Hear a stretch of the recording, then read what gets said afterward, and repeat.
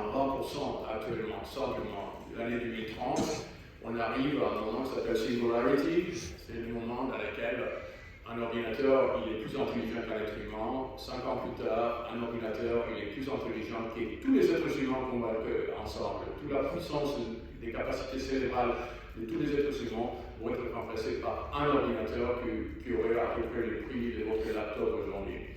Alors, quelle est la conséquence de ça? La conséquence de ça, comme le pape très bien le dit, en Laudato aussi, c'est qu'on est dans une phase dans laquelle on peut perdre le contrôle. Et comment est-ce qu'on peut les récupérer? Parce que moi je parle partout dans le monde, j'ai développé une société qui est cotée en bourse au Nasdaq pour essayer de résoudre ce problème. J'ai créé un organisme international, l'OIST, Organisation internationale pour la sécurité de transaction électronique, qui était développé et établi pour essayer de trouver des solutions. Mais pourquoi est-ce qu'on n'arrive pas à résoudre le problème? Pourquoi est-ce qu'on parle tellement à tous les niveaux et on n'arrive pas encore à résoudre le problème? Pourquoi est-ce que Microsoft, Google et toutes les compagnies viennent même ici au Vatican, on doit trouver une code éthique pour l'intelligence artificielle, mais on ne la passe encore dans leur logiciel? Pourquoi? C'est très simple, l'être humain est devenu le produit. Aujourd'hui, l'être humain, c'est le produit de l'Internet. Rien d'autre en Internet, rien d'autre dans le web étroit à la même valeur que l'être humain. L'être humain permet à les compagnies aujourd'hui d'avoir établi une capitalisation de presque 30 trillion dollars, 30 milliards de dollars.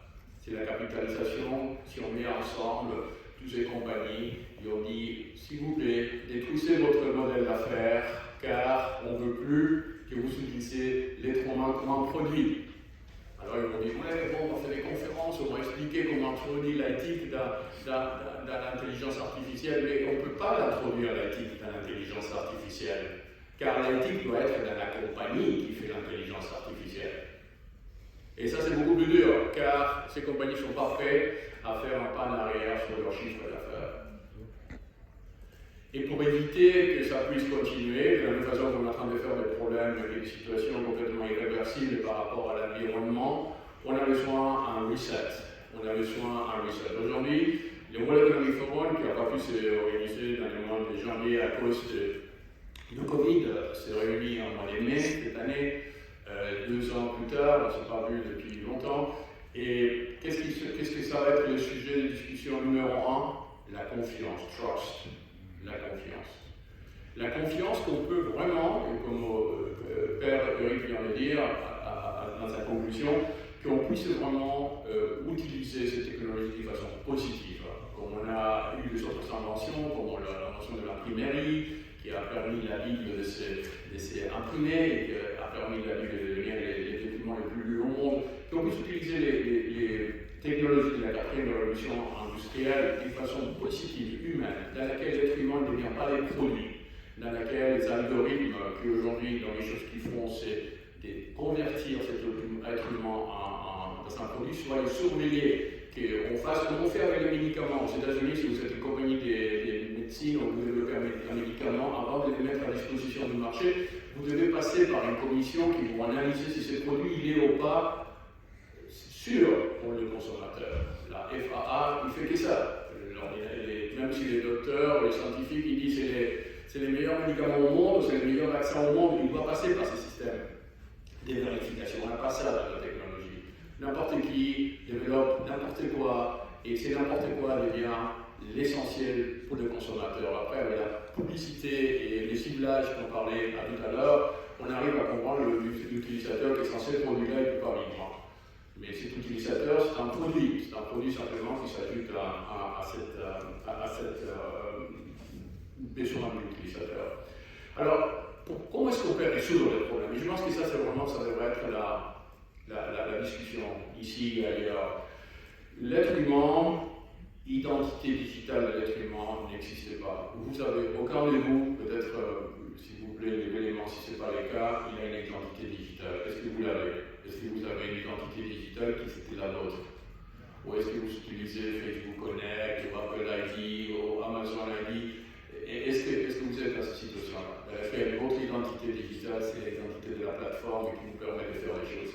Si c'est le cas, ce n'est pas votre identité digitale. Une identité digitale est équivalente à votre certificat de naissance. Vous êtes humain. C'est les principes de l'identité digitale. Vous n'êtes pas un chien, vous n'êtes pas une chèvre, vous êtes un être humain.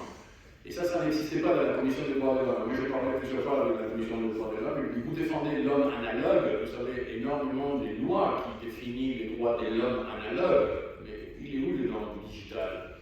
Est-ce que cette NFT que Eric parlait tout à l'heure, que c'est la possibilité d'établir notre identité dans les métaverses, est-ce que ça va être meta.com qui va la faire, ou est-ce que ça va être nous, individus, qu'on aurait la possibilité de créer cette identité digitale, de l'utiliser comme un NFT, de l'attacher à un smart contract et de faire des transactions. Et c'est les jours que je ne veux plus le faire, ou les jours que je prends ma retraite, ou les jours que je n'ai plus besoin d'utiliser l'Internet, j'ai simplement la capacité et le pouvoir de faire une révocation de cette identité digitale. Je la récupère. C'est de la même façon quand je vais dans un hôtel, je passe la douane, je montre mon passeport, et après, une fois que j'ai obtenu les droits que ces passeports me donnent, je les reprends avec moi. Je ne laisse pas le passeport sous les contrôles de la personne. L'identité digitale aujourd'hui, dans le cadre de l'utilisation de ces plateformes, ne nous appartient pas, elle appartient à eux. C'est eux qui vont vous permettre d'utiliser autant que vous voulez, pourvu que vous êtes d'accord à être les produits. Alors les chances, c'est ça. On dit, ah oui, mais c'est gratuit, tout est gratuit. Facebook est gratuit, Google est gratuit. C'est pas gratuit. C'est que vous êtes un produit. Les produits, ne payez pas. Les produits, c'est grand. Alors, dans les moments que les produits c'est grand, ça veut dire que vous dépendez chaque fois plus. Si un jour vous devez partir de cette plateforme parce que vous voulez, comme je vous ai dit, prendre la retraite, vous ne voulez plus qu'on vous bombarde avec la publicité, ou simplement les droits de disparaître, les droits simplement d'être silencieux, d'aller prier dans une forêt, ces droits-là, vous n'aurez plus. Parce que cette plateforme a utilisé cette identité d'une façon abusive, cette plateforme a fait beaucoup d'argent avec vous sans que vous le sachiez. Alors, la révolution du Web 3.0, c'est une opportunité de casser ces monopoles, de casser cette dépendance, cette vis qu'il y a aujourd'hui dans le monde digital. Pourquoi? Parce qu'on a une mouvance de décentralisation. Cette mouvance de décentralisation, elle est activée par une technologie qui s'appelle blockchain.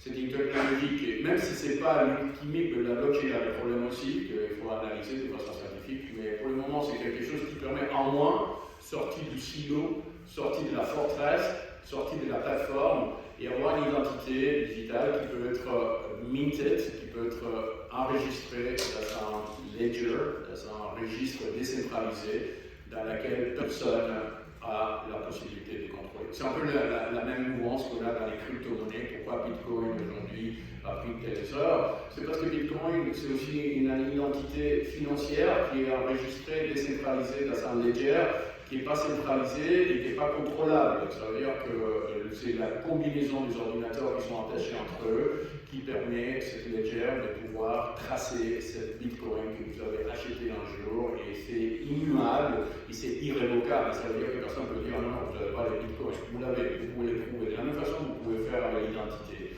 Une identité décentralisée, c'est le futur de l'humanité, une identité qui appartient à la personne. Les problèmes d'intelligence artificielle, et encore une fois, un autre point que je suis totalement d'accord avec Eric, ça n'existe pas, c'est un bluff, l'intelligence artificielle. C'est encore un buzzword Silicon Valley pour nous vendre encore quelque chose. L'intelligence artificielle existait déjà à l'époque en métro aux États-Unis. Ça s'appelait Machine Language, et c'était des algorithmes qui permettaient des données à être analysées d'une façon beaucoup plus rapide que notre capacité humaine de le faire, car on utilisait la puissance de l'ordinateur. Mais pourquoi l'intelligence artificielle avant, c'était pas mainstream, comme on dit, et aujourd'hui tout le monde parle de l'intelligence artificielle. Avant, on n'avait pas les données. Avant, on avait très peu de données. Je me rappelle encore l'époque aux États-Unis dans laquelle un fichier d'une base de données avant les web valait $40 pour prendre simplement une cinquantaine de lignes de dossiers, des CompuServe, de ce type de bases de données qui existaient à l'époque. Alors, l'effet qu'aujourd'hui on a des données d'une façon gigantesque, car chacun de nous produit des mégabytes de données par jour, l'intelligence artificielle a la capacité d'apprendre de ces données. Mais comme Eric vient de dire aussi, ces données ne sont pas validées. L'intelligence artificielle elle est aussi autant intelligente et autant sophistiquée que les données eux-mêmes. Rubbish in, rubbish out, comme on dit. Si on laisse l'intelligence artificielle simplement miner les bases de données qui existent aujourd'hui, les analyses vont être désastreuses parce que les données qu'ils analysent, ce sont des données qui ne sont pas vérifiables, qui sont des données qui, la majorité des fois, ont été créées d'une façon intentionnelle comme fake news, comme données qui nous déplacent de la vérité.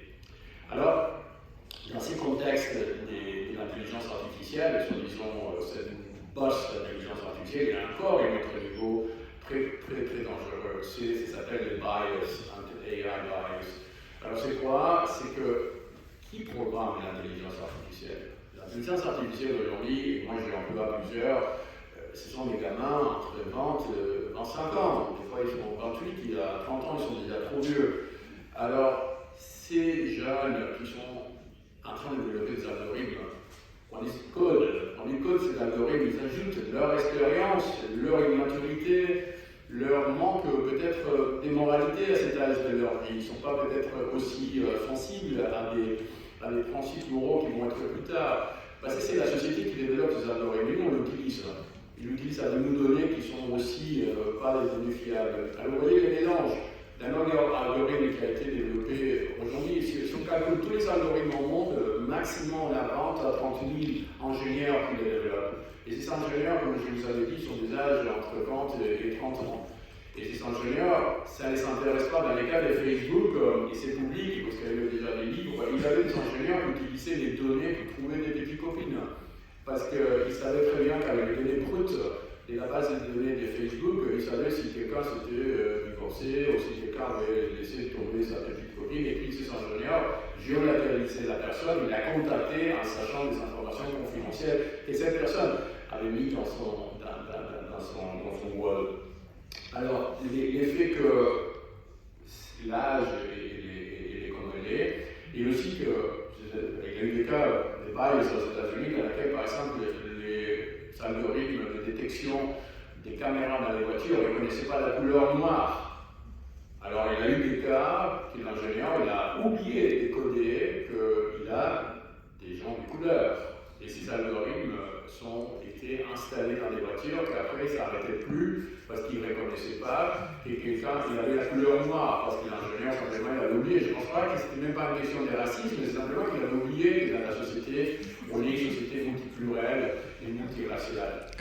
Alors vous voyez, on est dans ces mondes-là, des mondes qui dépend malheureusement des amateurs, dans tous les sens du terme, qui contrôlent les vies, et des sociétés qui font beaucoup d'argent et qui ne sont pas prêtes, malgré la résistance qu'il y a eu. Regardez la résistance que Facebook a eue par rapport au Congrès américain, les questions qui ont été posées, très ponctuelles, et des réponses complètement évasives. Toujours le fondateur en train de dire non, attendez, vous ne comprenez rien du tout, vous êtes trop vieux, moi je suis jeune, c'est la société qu'on va créer, c'est la société que je suis créée. Pourquoi il fait ça? Parce que simplement il y a une société qui vaut 3 ou 4 milliards de dollars et veut garder les actionnaires satisfaits.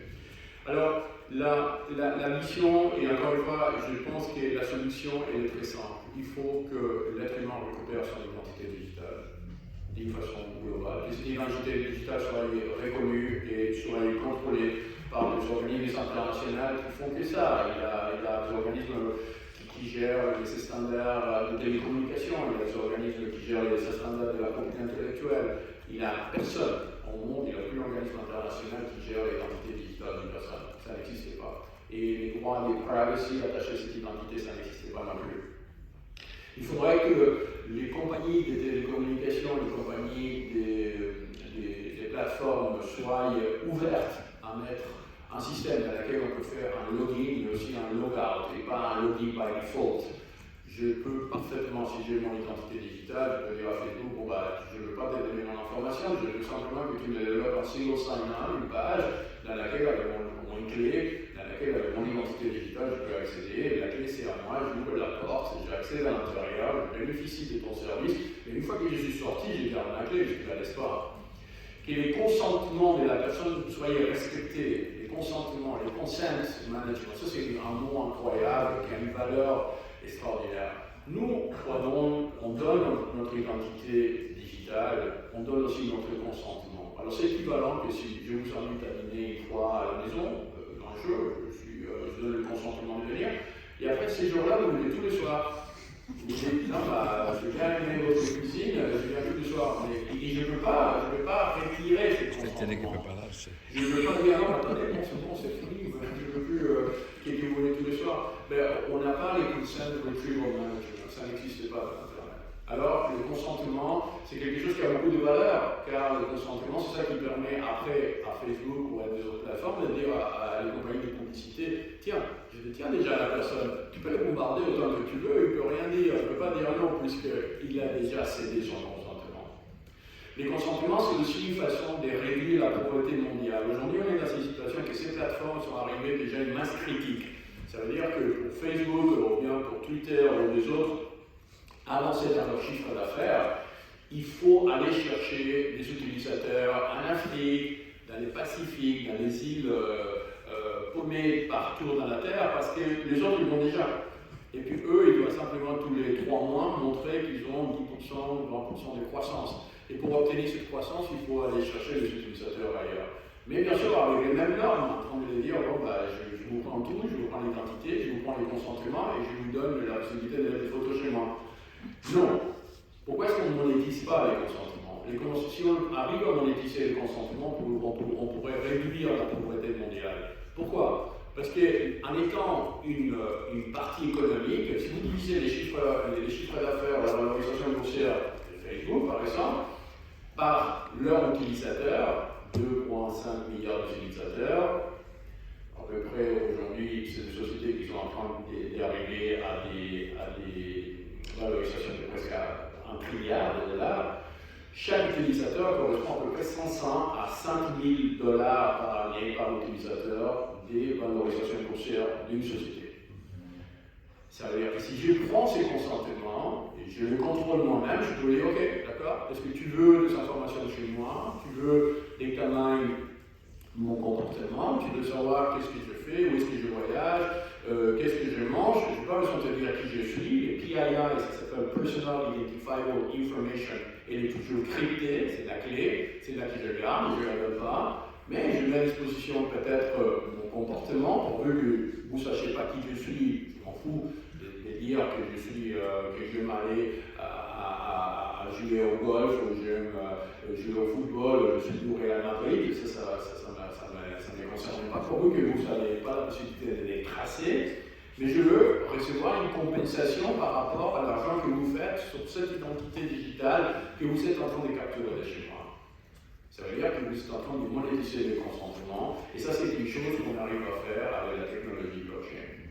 Alors, la solution elle est là. Je pense que la vision du pape elle était parfaitement juste. Je pense qu'on est dans un moment dans lequel l'être humain doit se mettre ensemble, on doit passer du what au how. Le what a été déjà trop défini, le how, on n'est pas encore capable de l'appliquer. Le how to protect humans, c'est ça que j'écris dans l'extension d'un code, qui a fait aujourd'hui, c'est devenu un best-seller aux États-Unis parce que les consommateurs ils disent ah bon, bah, comment est-ce qu'on avait ces droits, on ne les savait pas. Ça fait aussi un best-seller en Chine, j'ai réussi à mettre les livres en Chine, maintenant j'étais étonné que les Chinois sont permis que la publication soit faite, car c'est une publication qui défend le consommateur, et les livres s'est vendu comme un best-seller en Chine, parce que l'inquiétude elle est là. Parce qu'on arrive à ce moment de la 4e révolution industrielle, dans laquelle si on n'arrive pas à introduire l'être humain dans les centres du modèle, dans laquelle on a en anglais un très bel mot qui s'appelle unleash the potential of humans, unleash c'est la liste qu'on a quand on promène les chiens, on est encore des gens qui vont les promener, et on doit se libérer de ces chaînes, on doit retrouver notre nature humaine, on doit l'appliquer, et si on arrive à faire ça, toutes les valeurs de l'être humain vont être cristallisées, ils vont flourish, ils vont être augmentés, et tout le reste qu'il nous reste à faire, toute cette révolution industrielle, tout ce salarié, tout ce développement, ça va devenir comme, je dis toujours, un peintre ne peut pas peindre s'il n'a pas un pinceau, il faut un pinceau, mais ce n'est pas les pinceaux qui peint, c'est lui-même, c'est son savoir-faire. L'homme, la capacité illimitée de l'homme de créer, de faire des choses, ça va rester dans l'homme, d'utiliser les outils, la technologie pour augmenter cette capacité, mais pas pour augmenter l'homme en remplaçant l'homme. Merci beaucoup. Bravo. Bravo.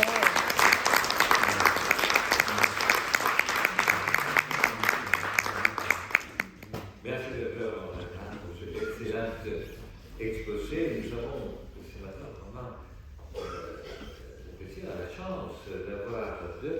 conférenciers qui, avec des explications apparemment simples sur un sujet très complexe, nous sont passionnés.